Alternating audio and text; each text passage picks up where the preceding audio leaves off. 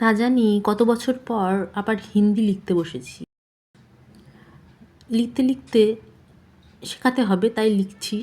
ভুলে গেছিলাম অনেক কিছুই, আবার ঝালিয়ে নেওয়া হচ্ছে। আর লিখতে লিখতে মনে পড়ে যাচ্ছে সেই স্কুল লাইফের কথা।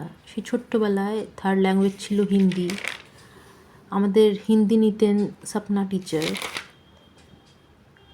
কত যত্ন করে পড়াতেন। আজকে একটু হলেও যে হিন্দি পারি, যতটুকুই পারি, সেটা সপনা ম্যামের কারণেই পারি।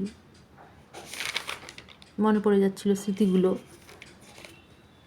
আর কি বলবো, আর এটাও মনে হচ্ছে যে জীবনের প্রথম কয়েক বছর,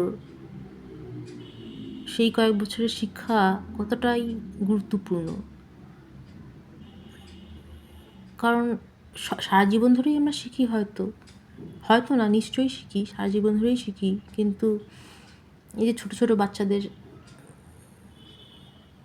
যে বয়সটা, সেই সময় হয়তো আমরা জীবনের পাঠ কিছুটা পেয়ে যাই।